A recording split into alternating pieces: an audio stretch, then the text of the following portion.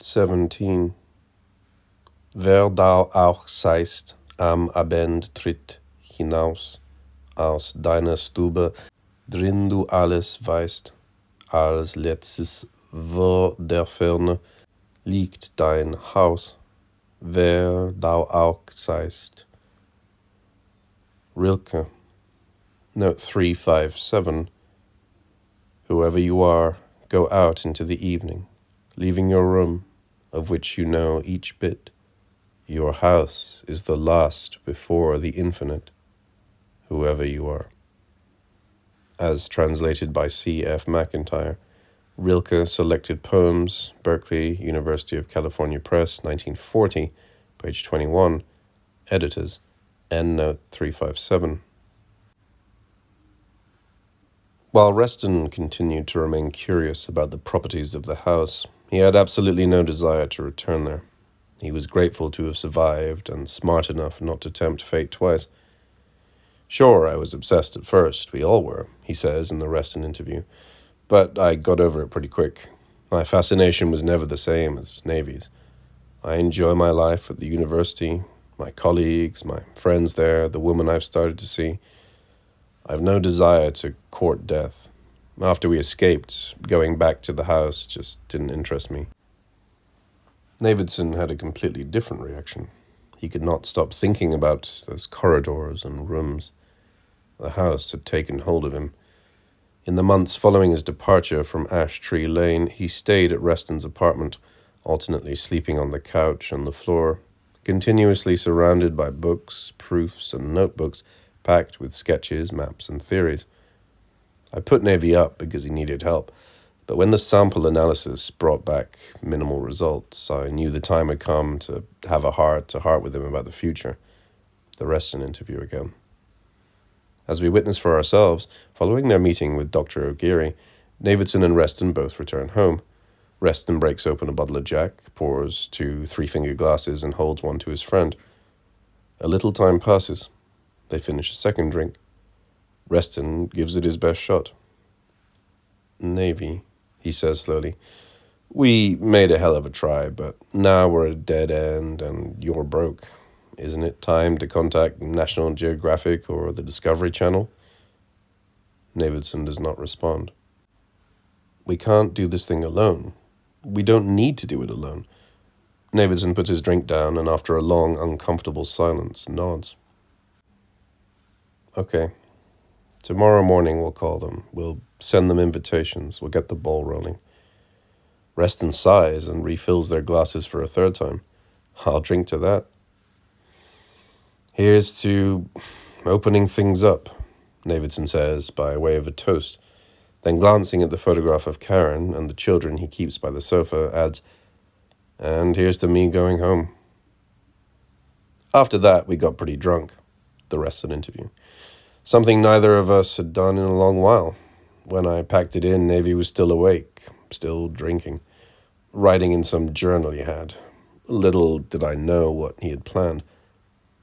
The next morning when Reston woke up, Navidson was gone. He had left behind a note of thanks and an envelope for Karen. Reston called New York, but Karen had heard nothing.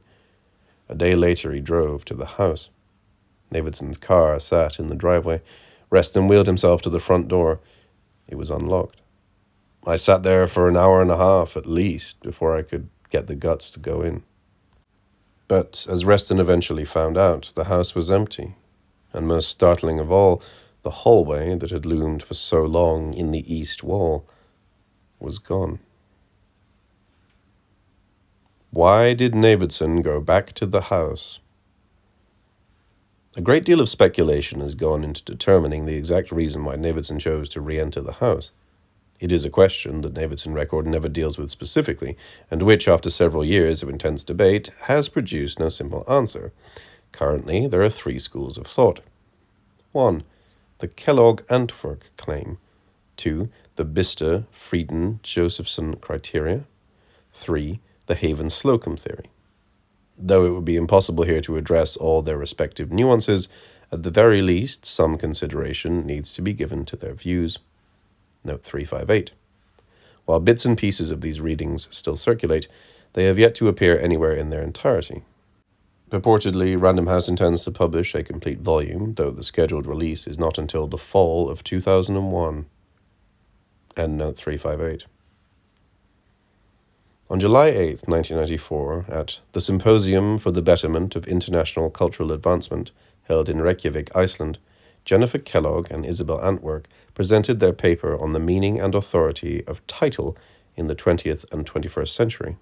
In their study, they cited Navidson as the perfect example of one dictated by the logic born out of the need to possess. Kellogg and Antwork point out how even though Navidson and Karen own the house together, both their names appear on the mortgage, Navidson frequently implies that he is the sole proprietor. As he snaps at Reston during a heated argument on the subject of future explorations, let's not forget that's my house. Kellogg and Antwork regard this possessiveness as the main reason for Navidson's mind-boggling decision to enter the house alone. A month later, Norman Parlberg wryly offered up the following response to the Reykjavik duo. The obsession just grew and grew until it was Navidson who was finally possessed by some self-destructive notion to go back there, and yet completely dispossessed of any rational mechanism to override such an incredibly stupid idea. Note 359, Norman Parlberg, The Explorer's Responsibility, National Geographic, Volume 187, January 1995, pages 120 to 138. Endnote 359. Kellogg and Antwork argue that the act of returning was an attempt to territorialize and thus preside over that virtually unfathomable space. However, if their claim is correct that Navidson's preoccupation with the house grew solely out of his need to own it, then other behavioral patterns should have followed suit, which was not the case. For instance, Navidson never sought to buy out Karen's share of their home. He refused to lure television programs and other corporate sponsors to his doorstep, which would have further enforced his titular position, at least in the eye of the media, nor did he ever invest himself in any kind of paper writing, lectures, or other acts of publicity. And even if Navidson did mentally equate ownership with knowledge, as both Kellogg and Antwork assert he did, he should have more adamantly sought to name the aspects of his discoveries, which, as others would later observe, he most certainly did not. A year later, at the Conference on the Aesthetics of Mourning, held in Nuremberg, Germany, on August 18, 1995, an unnamed student read on behalf of his professors a paper which people everywhere almost instantly began hailing as the Biste-Frieden-Josephson criteria. More than its content, its tone practically assured a contentious response. Here, for example, is the opening salvo directed specifically at the Kellogg-Antwork claim and their followers. Refutation 1. We do not accept that filmmaking constitutes an act of naming. Image never has and never will possess proprietary powers. Though others may deny it, we believe that to this day the Adamic strengths of the word, and hence language, have never been or ever will be successfully challenged. The BFJ criteria defined ownership as an act of verbal assertion, necessarily carried out in public. By refusing to acknowledge the Navidson record as such an act, the BFJ criteria could make the question of personal necessity the salient point for rhetorical negotiation. For the first half of its discourse, the BFJ criteria chose to concentrate on guilt and grief. Careful consideration was given to Navidson's excessive exposure to traumatic events throughout the world, and how he was affected by witnessing scores of life snaps, the language of the criteria. Ironically enough, however, it was not until he resigned from those assignments and moved to Ash Tree Lane that death crossed over the threshold and began to roam the halls of his own home. His twin brother died there, along with two others whom he had personally welcomed into the house. Losing Tom nearly destroyed Navidson. A fundamental part of himself and his past had suddenly vanished. Even worse, as the BFJ criteria emphasizes, in the final moments of his life, Tom displayed characteristics entirely atypical of his day-to-day behavior. Navidson saw his brother in a completely different light. Not at all sluggish or even remotely afraid, Tom had acted with determination and, above all else, heroism, carrying Daisy out of harm's way before falling to his death. Navidson cannot forgive himself, as he repeatedly tells Karen over the phone, I was my brother's keeper. It was me. I was the one who should have been with Daisy. I was the one who should have died. The most controversial claim made by the Bicester Frieden Josephson contingency is that Navidson began believing darkness could offer something other than itself. Quite cleverly, the criteria first lays the groundwork for its argument by recalling the now famous admonition voiced by Louis Merplat, the renowned speleologist who back in 1899 discovered the blue skier cabin. Darkness is impossible to remember. Consequently, cavers desire to return to those unseen depths where they have just been. It is an addiction. No one is ever satisfied. Darkness never satisfies, especially if it takes something away, which it almost always invariably does. Note 360, quoted in Wilfred Bluffton's article Hollow Dark in the New York Times, December 16th, 1907, page 5. Also consider Esther Harlan James's Crave the Cave, The Color of Obsession, dissertation, Trinity College, 1996, page 669, in which she describes her own addiction to the Navidson record. I never shook the feeling that the film, while visceral and involving, must pale in comparison to an actual, personal exploration of the house. Still, just as Navidson needed more and more of that endless dark, I too found myself feeling the same way about the Navidson record. In fact, as I write this now, I've already seen the film 38 times and have no reason to believe I will stop going to see it. Endnote 360. Not stopping there, the criteria then turns to Laszlo Firma, who almost 100 years earlier echoed Merplat's views when he slyly observed, "Even the brightest magnesium flare can do little against such dark except blind the eyes of the one holding it. Thus one craves what, by seeing, one has in fact not seen." Note 361, Laszlo Firma's See No Evil, in Film Comment, Volume 29, September-October 1993, page 58, Endnote 361. Before finally quoting A. Ballard, who famously quipped, "That house answers many yearnings remembered in sorrow." Note 362, A. Ballard, The Apophatic Science of Recollection, Following Nuance. Ancient Greek, Volume 107, April 1995, page 85, Endnote 362. The point of recounting these observations is simply to show how understandable it was that for Navidson the impenetrable sweep of that place soon acquired greater meaning, simply because, to quote the criteria directly, it was full of unheimliche Worklange.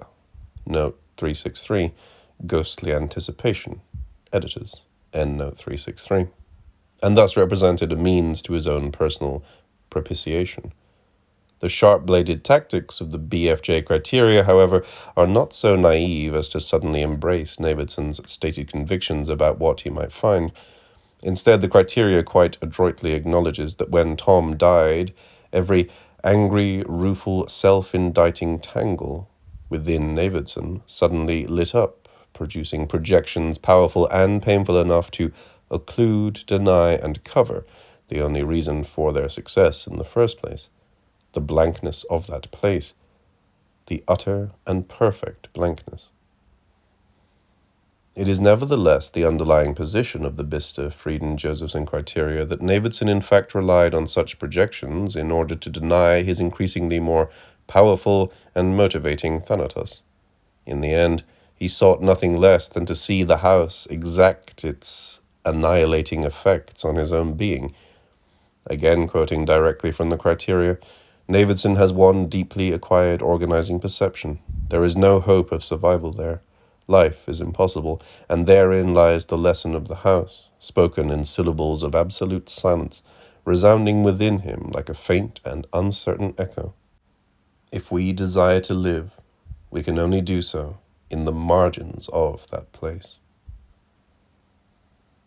The second half of the Bicester Frieden Josephson criteria focuses almost entirely on this question of desire to live by analyzing in great detail the contents of Navidson's letter to Karen written the night before his departure. To emphasize the potential desire for self-destruction, the criteria supplies for this section the following epigraph: Noli me tangere, noli me legere, noli me videre. Note: Non enim videbit me homo et vivet. Note 365. Sorry, no clue. Note 366. Maurice Blanchot translates this as, whoever sees God dies. Editors. End notes 365 and 366. Noli me. Note 364. In Shout Not, Doubt Not, published in Ewig Weibliche ed. PVN Gable, Wichita, Kansas, Joyland Press, 1995. Talbot Darden translates these lines simply as, do not touch me, do not read me, do not see me, do not me. End note 364. Thus emphasizing the potentially mortal price for beholding what must lie forever lost in those inky folds. Here the criteria also points out how Navidson's previous trespasses, with one exception, were structured around extremely concrete objectives. 1. Rescuing the Holloway team, and, after sinking down the staircase, 2. Returning home. The exception, of course, is the very first visit, where Navidson seeks nothing else but to explore the house, an act which nearly costs him his life. Oddly enough, the criteria does not acknowledge the risk inherent in 1 and 2, objective or no objective, nor does it explain why 1 trespass, journey, should suddenly be treated as 2. Because the Bista Frieden Josephson criteria then goes on to treat Navidson's letter in great detail, and since its appearance in the film is limited to only a few seconds of screen time, it seems advisable, before further commentary, to reproduce a facsimile here. Page 1. March 31st, 1991. My dearest Karen, I miss you. I love you. I don't expect your forgiveness. I'm leaving tomorrow, though I plan to return. But who knows, right? You've seen that place. Guess I'm writing a will too. By the way, I'm drunk. Sell the house, the film, everything I have, take it all. Tell the kids Daddy loved them. I love them. I love you. Why am I doing this? Because it's there and I'm not. I know that's a pretty shitty answer. I should burn the place down, forget about it. But going after something like this is who I am. You know that. If I wasn't like this, we never would have met in the first place, because I never would have stopped my car in the middle of traffic, ran to the sidewalk and asked you out. No excuse, huh? Guess I'm just another bastard abandoning woman and kids for a big adventure. I should grow up, right? Page 2. I accept that. I'd like to it. I've tried to do it. Easier said, written than done. I need to go back to that place one more time. I know something now, and just have to confirm it. Slowly the pieces have been coming together. I'm starting to see that place for what it is, and it's not for cable shows or National Geographic. Do you believe in God? I don't think I ever asked you that one. Well, I do now. But my God isn't your Catholic varietal or your Judaic or Mormon or Baptist or Seventh-day Adventist or whatever, whoever. No burning bush, no angels, no cross. God's a house, which is not to say that our house is God's house or even a house of God. What I mean to say is that our house is God.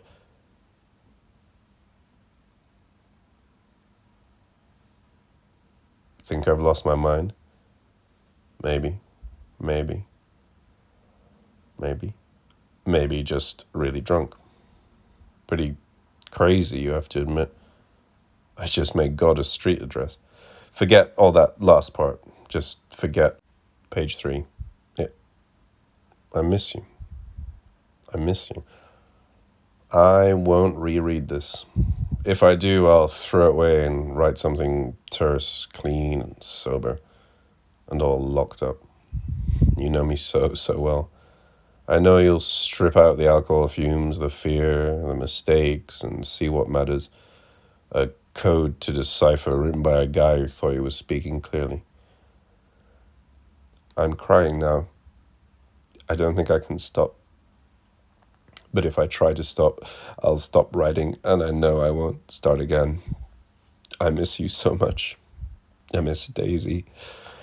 I miss Chad. I miss Wax and Jed. I even miss Holloway. Struck through text.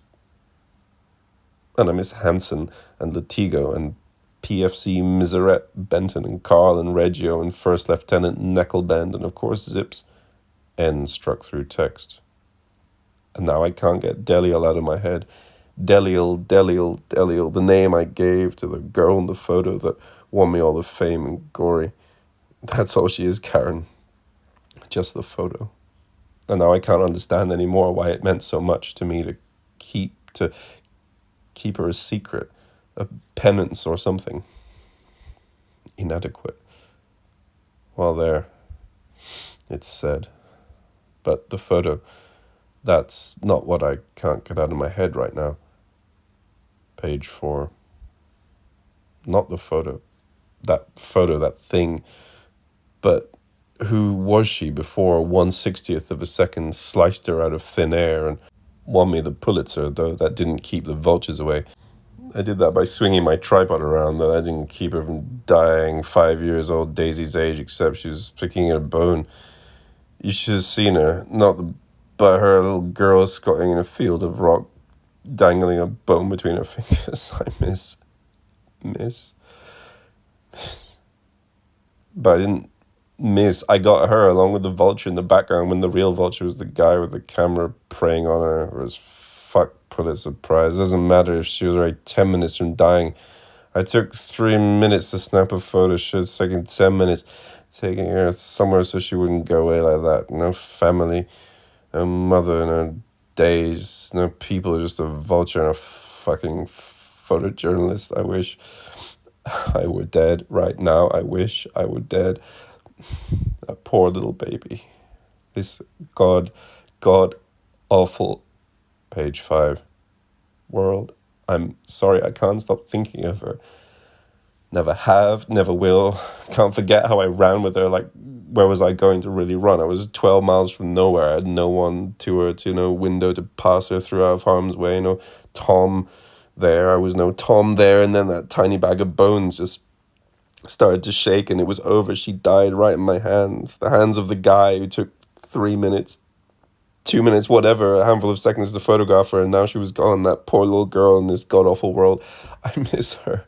I miss Deliel. I miss the man I thought I was before I met her, the man who would have saved her, would have done something. It would have been Tom. Maybe he's the one I'm looking for. Maybe I'm looking for all of them.